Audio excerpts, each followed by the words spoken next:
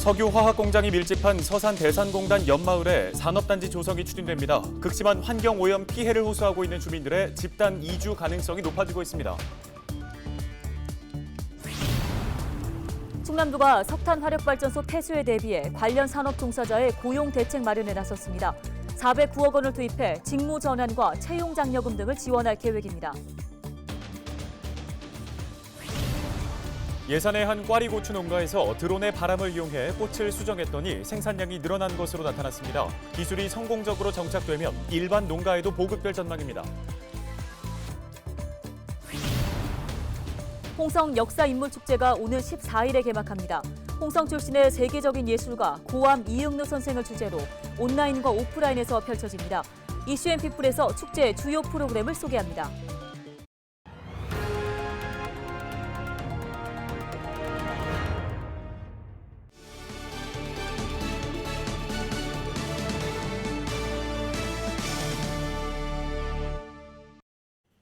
여러분 안녕하십니까? 헬로티비 뉴스입니다.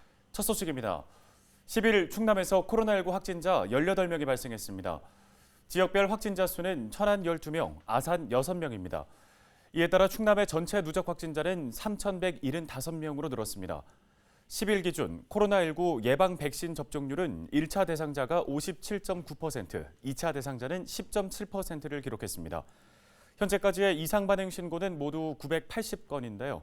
이 중 사망이 6건, 중증 이상 반응이 15건, 아나필락시스 의심 사례가 5건입니다. 나머지는 두통과 발열, 구토 등 경증 사례입니다. 다음 소식입니다. 12일부터 18일까지 대조기 해수면 상승으로 연안 지역의 안전사고에 주의가 필요합니다. 대조기는 지구와 달이 가장 가까워지는 시기로 해수면이 평소보다 높고 조류의 흐름도 강해집니다. 충남 서해안은 이 시기 해수면이 최고 577cm에서 730cm까지 상승할 것으로 전망됩니다. 해경은 갯벌과 갯바위 등 위험구역 순찰을 강화하고 어선의 정박 상태 등을 점검할 계획입니다. 다음 소식입니다. 석유화학 공장이 밀집한 서산 대산공단 주변에 사는 주민들은 늘 극심한 환경 오염 피해를 호소하고 있습니다. 주민들은 마을을 떠나는 게 유일한 대책이라며 이주를 지속적으로 요구해 왔는데요. 네, 이런 가운데 최근 대산공단과 가장 가까운 마을에 산업단지 조성이 추진되면서 집단 이주 가능성이 높아지고 있습니다. 한범호 기자가 현장 취재했습니다. 서산시 대산읍 대주길리 1년 반 전 대기환경 영향조사에서 1급 발암물질인 벤젠이 검출됐습니다. 수치는 무려 기준치의 4배 이상. 조사를 맡았던 한국대기환경학회는 길 건너에 위치한 대산공단의 영향으로 보인다고 분석했습니다.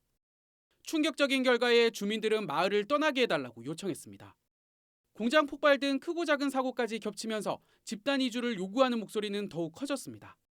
이런 주민들의 바람이 가시화되고 있습니다. 충남도와 서산시가 추진하는 대중리 일반산업단지 조성이 SK건설의 참여로 급물살을 타게 된 겁니다. 2027년까지 5천억 원을 투입해 기업 유치에 나선다는 계획. 규모는 226만 제곱미터로 현재 이 구역에 있는 60에서 80여 가구는 보상 절차를 밟은 뒤 이주가 가능합니다. 인근 주민들이 환경피해 등의 이유로 수차례 이주를 건의했고 충청남도와 서산시에서는 민간 사업자를 유치해서 산업단지 조성을 추진하게 되었습니다. 조성 방식은 서산시와 SK건설이 특수목적 법인을 설립하여 추진하는 민관 합동 개발 사업으로 주민들은 산단 조성에 90% 이상 동의하며 크게 반기는 분위기입니다. 무엇보다 쾌적한 환경에서 살 수 있다는 기대감이 커지고 있습니다. 주민들은 좀 반가워했습니다. 사실은. 왜냐하면 우리도 남은 여생을 좀 환경과 쾌적한 환경 속에 살 수 있구나라는 그런 뜻을 많이들 생각하고 있죠. 시행사 측에서 적극적을 좀 진정서를 가지고 적극적으로 좀 산단 개발에 좀 힘을 써서 우리 지역 주민들이 이주할 수 있게 좀 힘을 실었으면 좋겠습니다. 산단 조성이 순조롭게 진행될 경우 실질적인 보상과 이주는 2023년부터 이뤄질 전망. 불안해서 못 살겠다던 주민들의 외침이 새로운 삶의 터전에 대한 희망으로 바뀌어가고 있습니다. 헬로티비 뉴스 한보호입니다.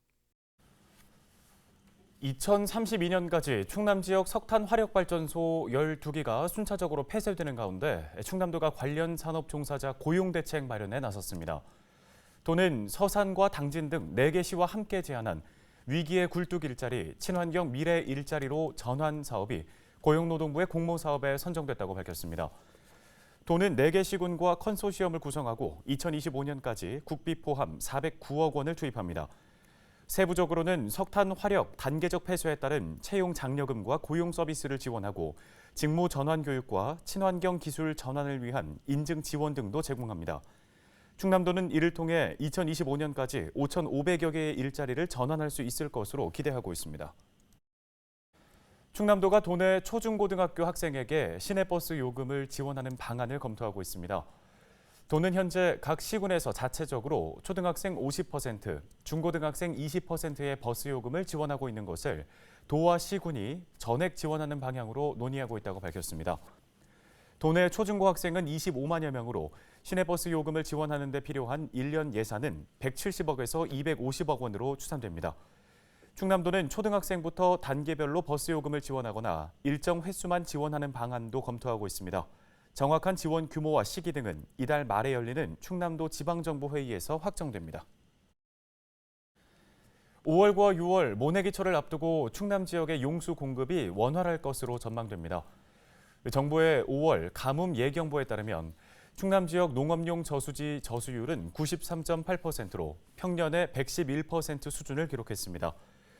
6개월 동안 누적 강수량은 충남 236mm로 평년의 89% 수준입니다. 한편 충남 서북부 생활 및 공업용수 공급원인 보령댐은 6월 저수율 저하로 서산과 당진, 홍성 등 지역에 약한 가뭄이 예상됩니다. 예산의 한 농가에서 꽈리고추 재배에 드론을 활용해 눈길을 끌고 있습니다. 드론으로 바람을 일으켜서 꽃가루를 수정하는 방식인데요. 네, 처음에는 아이디어로 시작됐는데 실제로 수확량도 늘어났습니다.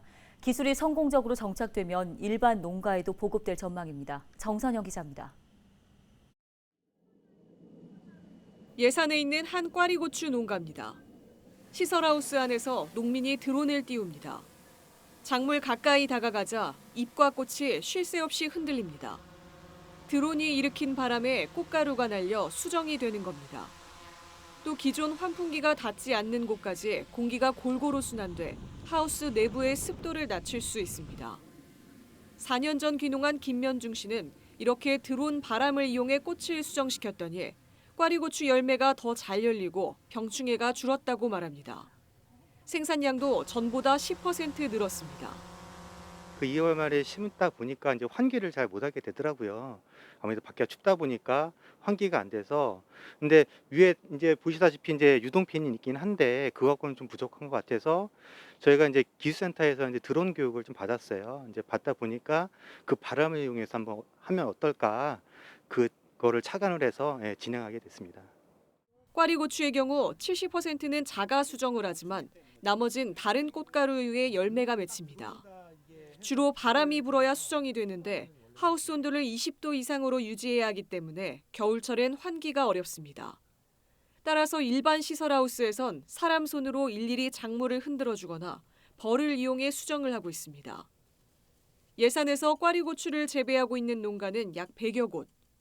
예산군 농업기술센터는 드론 수정 방식이 성공적으로 정착되면 재배 환경 개선과 부족한 노동력 해소에도 도움이 될 것으로 기대하고 있습니다. 청년 농업인들이 현장을 가보면은 톡톡 튀는 아이디어가 많이 있습니다. 드론을 위한 수정 착과를 보고 그리고 옆 하우스와 대비그를 만들어서 그 실험 실적에 따라서 더 확대할 방향으로 생각하고 있습니다. 농업에선 주로 병해충 방제나 벽시 뿌리기에 활용됐던 드론. 한 농민의 톡톡 튀는 아이디어로 새로운 가능성을 보이고 있습니다. 필로TV 뉴스 정선영입니다.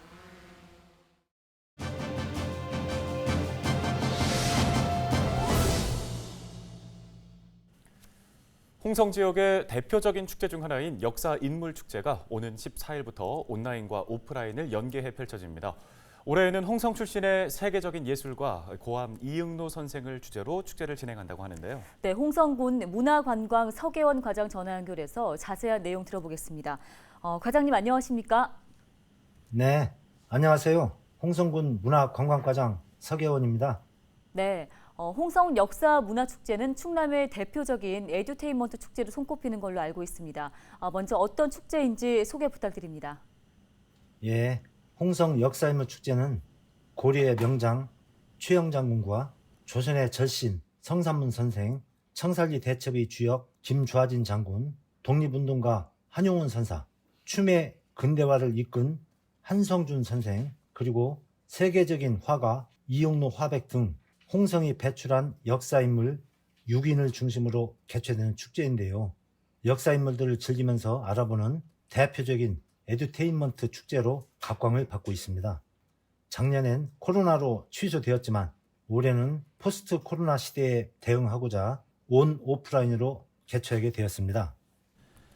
네, 올해 축제의 주인공은 고암 이응노 선생인데요. 이응노 선생을 올해 축제의 주제로 잡은 이유가 있을까요?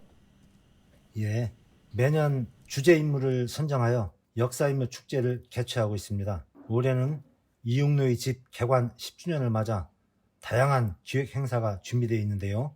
준비된 기획 행사와 축제 프로그램을 연계하여 진행한다면 더욱더 이응노 화백을 알릴 수 있기 때문에 주제를 이응노 화백으로 선정하게 되었습니다.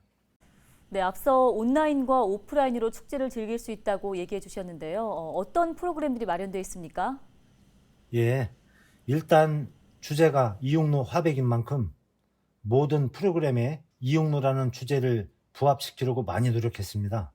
온라인의 경우 드로잉 뮤지컬 이응노 길을 통해 이응노 화백의 삶과 예술 세계를 재조명하고 구울립 국악관현악단과 청운대 실용음악과의 콜라보 공연인 이응노 노래와 더불어 라이브로 진행되는 홍성 랜선 콘서트 등 다양한 공연 행사들이 홍성군청 유튜브 채널을 통해 송출이 됩니다. 한편 오프라인에서는 코로나로 지친 분들이 힐링할 수 있도록 홍주 읍성에서 이응노 관련 전시 행사와 야간 경관 조명 행사 등이 방문객들이 밀집을 방지하기 위해 5월 30일까지 2주간 선보이게 됩니다. 네, 코로나19가 축제의 풍경도 참 많이 바꿔놓고 있는데요. 코로나 시대 축제 개최와 관련해서 어떤 계획과 전략이 필요하다고 보십니까?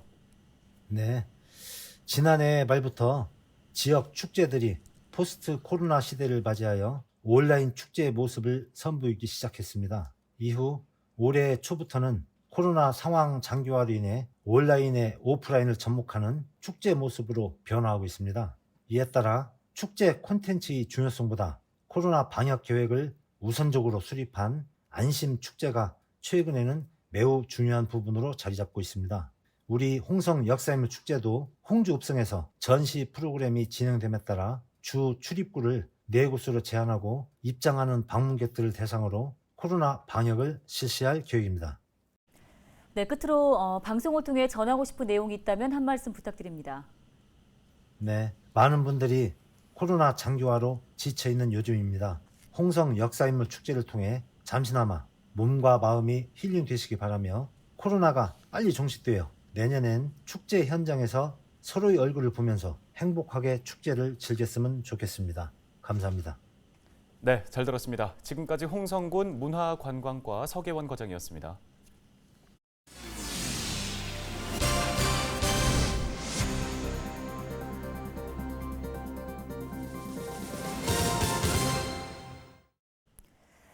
다음 소식입니다. 지난달 시행된 2021년 제1회 초중고 졸업학력 검정고시 평균 합격률이 85%를 기록했습니다. 충남교육청에 따르면 검정고시에 응시한 1000여 명 가운데 800여 명이 합격해 평균 합격률은 지난해보다 7% 올랐습니다. 최연소 합격자는 초졸 검정고시에 응시한 11살 민모양이며 최고령 합격자는 초졸 검정고시에 응시한 80살 김모 씨입니다. 합격 증서는 충남도 교육청에서 받으면 됩니다. 지난 2월에 시작된 충남 중증장애인 119 구급서비스 이용 건수가 142건으로 집계됐습니다. 충남도 소방본부의 유형별 이송 현황을 보면 질병이나 사고, 부상 등 응급 서비스는 115건, 건강검진을 비롯한 비응급 서비스는 27건입니다. 중증장애인 119 구급서비스는 사전 정보를 등록한 후 예약을 통해 병원 이송 등 도움을 제공하는 서비스입니다.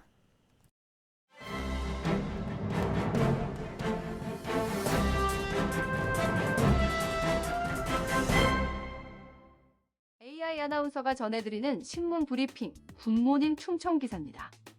전국 최초로 자치경찰제 시범 운영을 시작한 충남에서 제도 개선 의견이 쏟아지고 있다는 내용입니다. 과도한 업무는 물론이고 야간 상황에 대응할 조직조차 갖추지 않고 무턱대고 자치경찰제를 시작했다는 지적인데요.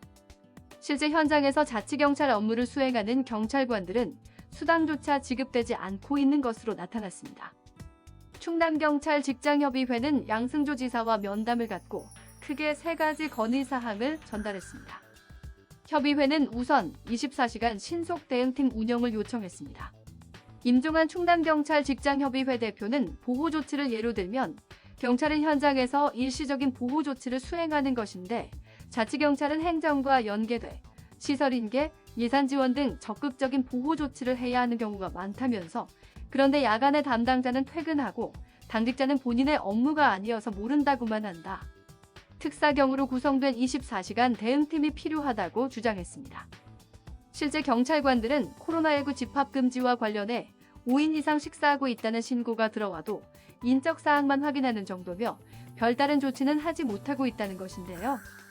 자치경찰 업무를 일선에서 수행하는 각 지역 경찰관들에게 수당을 지급해야 한다는 의견도 제시됐습니다. 끝으로 협의회는 근본적으로 업무에 대한 조정이 필요하다고 지적했고 건의와 관련해 양 지사는 즉각 검토를 지시한 것으로 알려졌습니다. 자치경찰이 측에 24시간 대응팀 운영 방안 마련을 주문하고 지역경찰관 수당에 대해서는 법률 문제를 언급하며 현장 경찰관들이 절대 피해보는 일이 없도록 해야 한다고 당부했다는 전언입니다. 양 지사는 또 야간 주취자나 정신질환자 등을 보호할 수 있는 도의료원 병상 등의 시설을 확보할 것도 약속했다고 협의회는 전했습니다. 지금까지 AI 아나운서가 전해드리는 신문 브리핑이었습니다.